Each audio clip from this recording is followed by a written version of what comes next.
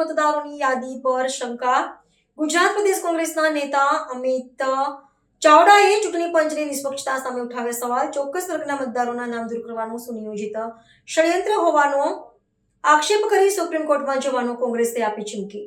આજની પ્રેસ વાર્તામાં અમારી સાથે ખાસ ઉપસ્થિત ઓલ ઇન્ડિયા કોંગ્રેસ કમિટીના સેવાદળના રાષ્ટ્રીય મુખ્ય સંગઠક આદરણીય લાલજીભાઈ દેસાઈ, પ્રદેશ કોંગ્રેસ સમિતિના અમારા મુખ્ય પ્રવક્તા મીડિયા કોઓર્ડિનેટર આદરણીય ડોક્ટર મનીષભાઈ જોશી, અમારા પૂર્વ સાથી ધારાસભ્ય આદરણીય ચંદનજીભાઈ, વડોદરા શહેર કોંગ્રેસ સમિતિના પ્રમુખ ભાઈ ઋત્વિજભાઈ જોશી, અમારા પ્રદેશના પ્રવક્તાશ્રીઓ અને પાર્થિવરાજસિંહભાઈ, ડોક્ટર અમિત નાયક, મુરબી નવીનભાઈ અને આપ સૌ ઇલેક્ટ્રોનિક્સ અને પ્રિન્ટ મીડિયાના પત્રકાર મિત્રોનું હાર્દિક સ્વાગત કરીએ છીએ.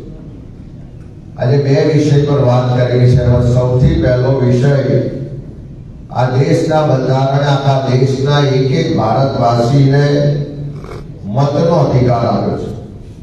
દેશના વડાપ્રધાન હોય, રાષ્ટ્રપતિ હોય, એના મતની કિંમત પણ એક છે, અને કોઈ ગુજરાતનો આપણો સામાન્ય ગરીબ માણસ હોય એના મતની કિંમત પણ એક છે. અને દેશની જનતાના પરસેવાના ટેક્સના પૈસાથી ચૂંટણી પંચનું આખું વ્યવસ્થાપન ચાલે છે. ચૂંટણી પંચ બંધારણીય સંસ્થા છે, સ્વાયત્ત સંસ્થા છે, અને લોકોની અપેક્ષા હોય કે સ્વાયત્ત બંધારણીય સંસ્થા છે, પ્રજાના ટેક્સના પૈસાથી ત્યાં બેઠેલા લોકો પગાર મેળવે છે, એટલે પ્રમાણિકતાથી, નિષ્ઠાથી, પારદર્શક રીતે ચૂંટણી પંચ કામ કરે. અને કોઈ પણ ચૂંટણીઓનો સૌથી પહેલો જો પાયો હોય એની મતદાર યાદી છે. ને મતદાર યાદી શુદ્ધ હોવી જોઈએ, પારદર્શક રીતે બનેલી હોવી જોઈએ. એક પણ મતદારનો મતનો અધિકાર ના છીનવાઈ જાય એની પૂરેપૂરી કાળજી અને એની ચકાસણી કરવાની જવાબદારી ચૂંટણી પર છે. પણ જે રીતે આપણે જોયું કે છેલ્લા કેટલાક વર્ષોથી દેશમાં ભારતીય જનતા પાર્ટીના શાસનમાં અને આ મોદી સરકાર આવી ત્યારથી ચૂંટણી પંચ જ્યારે જાણે સરકારના ઈશારે કામ કરતું હોય, સરકારના દબાણ હેઠળ કામ કરતું હોય, કઠપૂતળી તરીકે કામ કરતું હોય, એમની મિલીભગત હોય, એવા અનેક ઉદાહરણો આપણે જોયા છે. આદરણીય રાહુલ ગાંધીજીએ જે રીતે સમગ્ર દેશમાં વોટ ચોરીનું જે નેક્સસ છે એનો પર્દાફાશ કર્યો અને કેવી રીતે ચૂંટણી પંચ અને ભારતીય જનતા પાર્ટીની મિલીભગત છે એના પુરાવા તથ્યોના આધાર સાથે દેશ અને દુનિયાને વોટ ચોરીના નેક્સસની પૂરેપૂરી માહિતી આપી. ગુજરાત પ્રદેશ કોંગ્રેસ સમિતિએ પણ ઓગસ્ટ મહિનામાં એક નવસારી લોકસભાની 84 વિધાનસભાના દાખલા અને એના પુરાવા સાથે અમે કીધું હતું કે ગુજરાતમાં જે મતદાર યાદી છે એમાં લગભગ 12% જેટલા મતદારો ખોટા છે, ડુપ્લિકેટ છે, શંકાના દાયરામાં હોય છે. અને એ વખતે ઓગસ્ટમાં કીધું હતું કે ગુજરાતની મતદાર યાદીમાં લગભગ 62 લાખથી વધારે મતદારો શંકાના દાયરામાં છે. અને એના પછી જ્યારે ગુજરાતમાં એસઆઈઆરની જાહેરાત થઈ, એ નવેમ્બર મહિનાથી એસઆઈની પ્રક્રિયા ગુજરાતમાં શરૂ થઈ. આખા ગુજરાતનું તંત્ર એટલે કે બીએલઓ તરીકે બુથ પર શિક્ષકો હોય, કર્મચારીઓ હોય, અને આખું તાલુકા, જિલ્લાને પ્રદેશ સ્તરનું તંત્ર આમાં જોડાયું. એક મહિનો સુધી ઘરે ઘરે જઈને ચકાસણી કરીને આધાર પુરાવા મેળવી અને તમામ રીતે એસઆઈની પ્રક્રિયા કરવામાં આવી. અને જ્યારે 19મી ડિસેમ્બરે એસઆઈની પ્રક્રિયા બાદ ડ્રાફ્ટ યાદી જાહેર થઈ ત્યારે ચૂંટણી પંચે જાહેર કર્યું કે લગભગ 74 લાખ મતદારો એમાંથી ઓછા થાય છે. એ ડ્રાફ્ટ યાદીમાં અગાઉની યાદી કરતા 74 લાખ જેટલા મતદારો ઓછા થયા. જે અમે શંકા વ્યક્ત કરી હતી કે 62 લાખથી વધારે મતદારો ક્યાંક ખોટા છે, શંકાના દાયરામાં છે, એ આ ડ્રાફ્ટ યાદીમાં દેખાઈને આવ્યું કે 74 લાખ મતદારો ઓછા થયા. ડ્રાફ્ટ યાદી સામે કોઈને નવા નામ એડ કરવા હોય તો ફોર્મ નંબર 6 ભરવું પડે. ડ્રાફ્ટ યાદીના કોઈ પણ નામ સામે વાંધો હોય તો ફોર્મ નંબર 7 ભરવું પડે અને ડ્રાફ્ટ યાદીમાં જે મતદાર છે એને કોઈ એની વિગતો હકીકતો ફેરફાર કરવો હોય બુથ ફેરફાર કરવો હોય તો એના માટે ફોર્મ નંબર 8 છે અને આ વાંધા માટેની આખરી તારીખ હતી 18 જાન્યુઆરી 2026. અમે 15 જાન્યુઆરી સુધીનો આખા ગુજરાતમાં સતત અમે બધી વિધાનસભા વિસ્તાર વાઇઝ મોનિટરિંગ કરતા હતા. 15 જાન્યુઆરી સુધી આખા ગુજરાતમાં નહીવત પ્રમાણમાં ફોર્મ નંબર 7 આવ્યા હતા. એમાં પણ બીએલઓ તરફથી કે કોઈ રાજકીય પાર્ટીઓ તરફથી ફોર્મ નંબર 7 જૂજ પ્રમાણમાં આવ્યા. પણ અચાનક રાતોરાત જાદુ થાય છે. ભારતીય જનતા પાર્ટીના કમલમના કાર્યાલયોમાંથી એક સુનિયોજિત રીતે ષડયંત્ર થાય છે. ગુજરાતના ચોક્કસ વર્ગના મતદારો, ચોક્કસ વિસ્તારના મતદારો, ચોક્કસ પક્ષને મદદ કરવા વાળા કે સમર્થન કરવા વાળા મતદારોને ટાર્ગેટ કરી એક ઓર્ગેનાઇઝ વેમાં કમલમના કાર્યાલયમાં ફોર્મ નંબર 7માં એ મતદારોના નામ, એડ્રેસ ને વિગતો પ્રિન્ટ કરવામાં આવે છે. તમે સમજો કે આખા ગુજરાતમાં ની મતદાર યાદીઓનો અભ્યાસ કરો અને એમાં પણ ફોર્મ નંબર 7માં પ્રિન્ટેડ ડેટા કરો એ ખૂબ અઘરું કામ છે. કોઈ વ્યક્તિગત રીતે કરી ના શકે પણ કમલમના કાર્યાલયોમાંથી આવું ષડયંત્ર રચાય છે. લાખોની સંખ્યામાં ફોર્મ નંબર 7 જો કોઈ ચૂંટણી અધિકારી પાસે લેવા ગયા હોય તો તમને કે મને કોઈને 2-5 થી વધારે ફોર્મ આપે નહીં, પણ લાખોની સંખ્યામાં ફોર્મો આયા ક્યાંથી, કયા અધિકારી પાસેથી લાયા, કાં તો ગવર્નમેન્ટનું ફોર્મ હતું એવા ડુપ્લિકેટ પ્રિન્ટ કરાય એ પણ તપાસનો વિષય છે. પણ લાખોની સંખ્યામાં ફોર્મ નંબર 7 પ્રિન્ટ કરી અને કમલમના કાર્યાલયમાંથી જે તે વિધાનસભા વિસ્તારમાં એમના કાર્યકરો નેતાઓને પહોંચાડવામાં આવે છે. એમના કાર્યકરો નેતાઓ પણ જે પુરાવા છે ઓડિયો રેકોર્ડિંગમાં કહી રહ્યા છે કે અમને અમારી પાર્ટીમાંથી ઉપરથી આદેશ છે. એટલે અંધભક્તોની જેમ સમજ્યા વગર એ ફોર્મ પર અરજદાર તરીકે કેટલાય એમના કાર્યકરોએ સહીઓ કરી. કેટલાય કાર્યકરો લાગ્યું કે આમાં તો ફસાવાય એવું છે કે એમણે કોઈ બીજાના આધાર કાર્ડ કે પુરાવા લઈ લીધા ને એની જોડે સમજાઈને સહીઓ કરાઈ. કેટલાય કાર્યકરો વધારે હોશિયાર હતા, ક્રિમિનલ માનસિકતા વાળા હતા, એટલે એમણે કોઈના આધાર પુરાવા, કોઈનું નામ અને સહીઓ એમણે જાતે કરી દીધી. લાખોની સંખ્યામાં આવા ફોર્મો તૈયાર થાય છે અને 18 જાન્યુઆરી છેલ્લી હતી એટલે 16, 17, 18 આ 3 તારીખોમાં લગભગ આખા ગુજરાતના બધા ચૂંટણી અધિકારીઓ પાસે આ ફોર્મો જમા થાય. હવે 17મી જાન્યુઆરીએ ઇલેક્શન કમિશનની ગાંધીનગર કચેરીમાં લેખિતમાં મોકલ્યું છે કે આવું ષડયંત્ર ચાલે છે, આવું એક ઓર્ગેનાઇઝ વેમાં આખું ઓપરેશન ચાલે છે અને એના ભાગ સ્વરૂપ ભાજપના નેતાઓ હજારોની સંખ્યામાં ફોર્મ થપ્પાબંધ લઈ અને ચૂંટણી અધિકારીઓને આપે છે. કોઈ પણ પુરાવા આધાર વગર નિયમોની વિરુદ્ધ જઈ અને આ ફોર્મ આપવામાં આવે છે અને લોકો આ ફોર્મ સ્વીકારી ના શકાય. અને કયા નેતાઓ આ ફોર્મ આપવા આવ્યા છે, કયા કાર્યકરો ફોર્મ આપવા આવ્યા છે એના સીસીટીવી ફૂટેજ અમને આપો એવો 17 જાન્યુઆરી અમે પત્ર આપ્યો. 18 જાન્યુઆરીએ અહીંયાથી કોંગ્રેસનું પ્રતિનિધિ મંડળ જાય છે, પુરાવાઓ સાથે, વિગતો સાથે ફરીથી ચૂંટણી કમિશનર અને એના અધિકારીઓ સાથે મળે છે. ફરી રજૂઆત કરીએ છીએ કે આ ખોટી રીતે ફોર્મ નંબર 7 આવે છે, ખોટી પ્રોસિજર ને પ્રેક્ટિસ થઈ રહી છે, આની સામે કાર્યવાહી થવી જોઈએ. કોઈનો પણ મતનો અધિકાર છીનવવા માટેનો પ્રયત્ન થઈ રહ્યો હોય તો એને સમર્થન ના મળવું જોઈએ. અને એટલા જ માટે જ્યારે 18 તારીખ રજૂઆત થઈ, ચૂંટણી પંચે એની તારીખ વાદા માટેની એક્સટેન્ડ કરીને 30મી જાન્યુઆરી આ કરી. મને આજે પણ યાદ છે કે ફોર્મ આવ્યા ત્યારે અનેક જગ્યાએથી બીએલઓએ પણ કીધું કે આ આખી પ્રક્રિયા ખોટી થઈ રહી છે, ખોટા અરજદારો છે. એના ફોન નંબર ખોટા છે, એડમિટ કાર્ડ ખોટા છે, માહિતી ખોટી છે. ખંભાતમાં વિદેશમાં રહેનાર વ્યક્તિ જે છેલ્લા 8 વર્ષથી ભારત દેશમાં આવ્યો જ નથી, 20 વર્ષથી વિદેશમાં રહે છે, એવા વ્યક્તિને અરજદાર તરીકે સહીઓ કરવામાં આવી.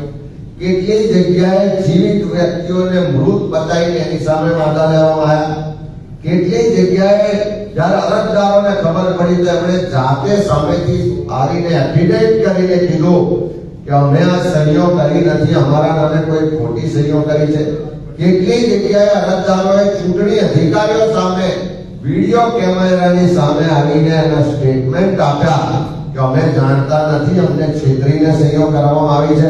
કેટલી જગ્યાએ પોલીસ સ્ટેશનમાં જઈને અરજદારોએ એમ કીધું કે અમારા નામે કોઈ ખોટી સહીઓ કરી છે, એની સામે પોલીસ ફરિયાદને તપાસ કરવી જોઈએ. હું અભિનંદન આપીશ અમારા આખા ગુજરાત કોંગ્રેસના બધા જ કાર્યકરો કે જ્યારે અહીંયાથી આહવાન થયું, ખબર પડી કે આ ખોટી પ્રક્રિયાથી ગુજરાતના લાખો મતદારોના મતના અધિકારને છીનવવાનો પ્રયત્ન થાય છે, તો એક કોંગ્રેસનો કાર્યકર તાલુકા કક્ષાએ, જિલ્લા કક્ષાએ અધિકારીઓને આવેદનપત્ર આપ્યા, ધરણા કર્યા, રેલીઓ કરી, વિરોધ કર્યા, ઘેર ઘેર જઈને એની જાગૃતિ લાયા. અને જે આખો માહોલ ઉભો થયો કે ભાઈ લોકશાહી ખતરામાં છે, લોકોના મતના અધિકારની રક્ષા કરવાની છે, એટલે મતદારોને પણ હૂંફ મળી કે અમે એકલા નહીં, કોંગ્રેસ પાર્ટી પણ અમારી આ મતના અધિકારની રક્ષા માટે અમારી સાથે છે. પણ જે ચૂંટણી પંચ અને ભાજપની મિલીભગતના પુરાવા જોઈએ, તો જ્યારે ચૂંટણી પંચે અમે પત્ર લખી અને 17 અને 18 બંને તારીખોએ કીધું કે આની માહિતી આપવાની તપાસ કરો, પણ ચૂંટણી પંચ શું કરે છે? 22મી જાન્યુઆરીએ ઇલેક્શન કમિશન તરફથી પ્રેસ નોટ ઇસ્યુ થાય છે અને એ પ્રેસ નોટમાં જિલ્લા વાઇઝ એના ડેટા આપીને કહેવામાં આવે છે કે અમને ફોર્મ નંબર 7 12,59,229 મળ્યા છે. આ 22મી જાન્યુઆરીએ ચૂંટણી પંચ જાહેર કરે. ત્યાર પછી અમે ફરી ઇલેક્શન કમિશનને મળ્યા 29 તારીખે અમે ફરી વિગતવાર ડેટા આપ્યા, એફિડેવિટ બધા દાખલા આપ્યા. 29 તારીખે ચૂંટણી પંચ ફરી જાહેર કરે છે કે અમારી પાસે 9,50,000 ફોર્મ નંબર 7 આવ્યા છે. 30મી જાન્યુઆરીએ વાંધા લેવાનો છેલ્લો દિવસ હતો અને ત્યાર પછી ઇલેક્શન કમિશન જાહેર કરે છે કે અમારી પાસે ફોર્મ નંબર 7 ની જે એન્ટ્રીઓ થઈ એ 1,83,235 હતી. તમે સમજો કે ચૂંટણી પંચ 3 વખત જુદા જુદા આંકડા આપે છે. દરેક જિલ્લાના એમને આંકડા આપ્યા છે, પણ જુદા જુદા આપ્યા છે. એક તરફ અમને રૂબરૂ રાજ્યના ચૂંટણી કમિશનરે કીધું છે કે આટલા અમે 12,59,000 નો ડેટા જાહેર કર્યો છે, ફરી 9,50 નો કર્યો છે, છેલ્લે 1,83 નો કરે છે. એનો સ્પષ્ટ મતલબ છે કે આખું જે ષડયંત્ર રચાયું એ કમલમના કાર્યાલયમાં એની તૈયારીઓ થઈ, ઓર્ગેનાઇઝ વેમાં એ બધી જગ્યાએ ફોર્મ પહોંચાડવામાં આવ્યા અને એમાં ચૂંટણી પંચ પણ સામેલ હતું. એના કારણે જ અત્યાર સુધી સ્ટીલ ટુડે ચૂંટણી પંચ સાચી માહિતી જાહેર કરતું નથી. અમારા વડોદરાના શહેર પ્રમુખ અહીંયા છે, અમારા ચંદનજીભાઈ અહીંયા છે, એમના પોતાના વિસ્તારમાં જે જાત તપાસ કરીને એમણે વખતો વખત ત્યાં આંદોલન કર્યા, વિરોધ કર્યા, પુરાવા આપ્યા, તેમ છતાં હજુ ચૂંટણી પંચ એનું કોઈ સ્વીકાર કરતી નથી. આ વાંધા આવ્યા પછી એની સુનાવણી કરવાની હોય કે એક ફોર્મ નંબર 7 ની સુનાવણી થાય અને સુનાવણી કરવાની આખરી તારીખ 10મી ફેબ્રુઆરી નક્કી કરવામાં આવી. તમે સમજી શકો છો કે 12.5 લાખ ફોર્મ આવ્યા હોય, એ 12.5 લાખ ફોર્મની ચકાસણી કરવા માટે અમે ફરી પાછા BLO ને આપ્યા. BLO એ વિરોધ કર્યો તો અમે ઘરે ઘરે જઈને આ મતદાર યાદી બનાવી છે. આ ખોટા ફોર્મ છે, પુરાવા અરજદાર પાસે માંગો. પણ ચૂંટણી પંચની એટલી હિંમત નથી કે ભાજપના એક કોઈ નેતાને કે કાર્યકરને એમ કે આ ખોટા ફોર્મ છે, આ સ્વીકારી શકાશે નહીં. પણ એ ફોર્મ પર BLO ને ઘેર ઘેર ફરી મોકલ્યા, ફરી મતદારોને પુરાવા આપવા પડ્યા ફરી મતદારોનું સુનાવણી રાખી તો ત્યાં કચેરીઓ પર લાંબી લાંબી લાઈનો થઈ, ધક્કા થયા. આખું ગુજરાતનું સરકારી તંત્ર પ્રજાના કામ કરવાને બદલે આ ભાજપના ખોટા ફોર્મ નંબર 7 જે છે એની ચકાસણીમાં લાગ્યું. અને એ આખી ચકાસણીને કારણે આખા ગુજરાતના લોકોના, સરકારી તંત્રના અને ચૂંટણી પંચના સમય, નાણાં અને શક્તિનો ખોટી રીતે વ્યય થયો. ફક્ત ભાજપની જી હજૂરી કરવા માટે, ભાજપને ના નહીં પાડી શકવાને કારણે લાખો લોકો હેરાન થયા, આખું તંત્ર હેરાન થયું અને નાણાં, સમય અને શક્તિનો વ્યય થયો. અને આ મતના અધિકાર છીનવવાનો જે પ્રયત્ન થયો એમાં મારે ખાસ પહેલા પણ અમે પ્રેસ કોન્ફરન્સ કરીને કીધું હતું કે આ ફોર્મ નંબર 7 નો નમૂનો છે. આ ફોર્મ નંબર 7 માં ઉપર અરજદારની વિગત આપવાની છે, જે મતદાર સામે વાંધો હોય એની વિગત આપવાની છે અને નીચે એકરારનામું છે કે ખોટી માહિતી આપવી કે ખોટો એકરાર કરવો એ લોક પ્રતિનિધિત્વ અધિનિયમ 1950 ની કલમ 31 મુજબ 1 વર્ષ સુધીની સજા થઈ શકે છે, એટલે જેલની સજા થઈ શકે છે અથવા તો દંડ થઈ શકે છે. એવું સ્પષ્ટ આ એકરારનામામાં પ્રિન્ટેડ છે ફોર્મમાં, અને એની નીચે અરજદાર સહી કરે ત્યાર પછી ફોર્મ સબમિટ કરી શકે છે. ત્યારે અરજદારો જે ખોટા હતા, ભાજપે ઊભા કરેલા હતા, એવા અરજદારોએ આટલા લાખોની સંખ્યામાં ખોટા ફોર્મ આપ્યા છે. આજે જ્યારે ચૂંટણી પંચમાંથી ડેટા હજુ લઈએ છે, પૂરતો ડેટા આપતા નથી, પણ 3-4 જિલ્લાનો ડેટા અમે જે મેળવ્યો કે કુલ કેટલા ફોર્મ નંબર 7 આવ્યા હતા, એમાંથી ચકાસણી પછી સ્વીકાર કેટલાનો કર્યો અને રિજેક્ટ કેટલા થયા. તો તમે ડેટા જોઈ શકો છો કે આણંદ જિલ્લામાં પહેલા જે ચૂંટણી પંચે જાહેરાત કરી હતી એ મુજબ 69,057 જેટલા ફોર્મ નંબર 7 મળ્યા. એમાંથી મંજૂર કેટલા થયા તો ફક્ત 747. 69,000 એટલે 70,000 જેટલા ફોર્મ મળ્યા, એમાંથી ફક્ત મંજૂર થયા 747. એટલે રિજેક્શનનો રેશિયો જોઈએ તો લગભગ 99% જેટલો રિજેક્શનનો રેશિયો. એ જ રીતે ખેડા જિલ્લો છે, જે ચૂંટણી પંચે 22 તારીખે જાહેર કર્યું હતું કે અમારી પાસે 1,35,174 ફોર્મ નંબર 7 આવ્યા છે, એની સામે હમણાં જે 10 તારીખ પછી ડેટા મળ્યો એ મુજબ એમાંથી સ્વીકાર કેટલો થયો તો કે 1,025 નો. એટલે 1,35,000 માંથી 1,025 નો સ્વીકાર થયો, એટલે 99% રિજેક્શન છે. એ જ રીતે ભરૂચ જિલ્લાના આંકડા જોઈએ તો 91,000 ફોર્મ આવ્યા એની જાહેરાત કરી હતી, એની સામે 804 ફોર્મ મંજૂર થયા વાંધા 7 ના. એમાં પણ 99% નો રિજેક્શન રેશિયો. એવા બધા જિલ્લામાં જોઈએ તો 95% થી લઈને 99% નો રિજેક્શન રેશિયો છે. એનો મતલબ કે મોટે ભાગે બધા ખોટા ફોર્મ હતા, એ બધા જ ફોર્મ રિજેક્ટ થયા છે. તો આજે અમે ચૂંટણી પંચ પાસે માંગણી કરીએ છીએ કે કાયદાની જોગવાઈ મુજબ, દેશના બંધારણ મુજબ બંધારણીય સંસ્થા ચૂંટણી પંચ છે, સ્વાયત્ત સંસ્થા છે, કોઈના દબાણમાં કે કોઈના અંડરમાં કામ નથી કરતી, પ્રજાના પરસેવાના ટેક્સથી પગાર લો છો, ખર્ચ એમાંથી થાય છે. ત્યારે આ જે ખોટા ફોર્મ ભરવા વાળા જેટલા લોકો ગુજરાતમાં વિધાનસભા વાઇઝ હતા, એ ફોર્મ નંબર 7 ના અરજદારોની યાદી ચૂંટણી પંચ જાહેર કરે, પબ્લિક ડોમેનમાં મૂકે કે આ મતનો અધિકાર છીનવવા માટેનું જે ષડયંત્ર હતું, એ ષડયંત્રના મોહરા કોણ કોણ લોકો હતા એ આ ગુજરાતની જનતા, દેશની જનતા જાણવા માંગે છે ને નિયમ મુજબ એના ફોર્મ જાહેર કરો. બીજા નંબરે આ જે ફોર્મ નંબર 7 માં એકરારનામું છે કે ખોટી માહિતી આપવી, ખોટું એકરાર કરવું, એની સામે ફોજદારી કાર્યવાહી થાય. તો ખોટા ફોર્મ નંબર 7 ભરવા વાળા જેટલા પણ અરજદારો હતા જે ફોર્મ રિજેક્ટ થયા છે એ તમામ અરજદારો સામે ફોજદારી કાર્યવાહી થાય અને તાત્કાલિક એફઆઈઆર કરવામાં આવે એવી માંગણી કરીએ છીએ.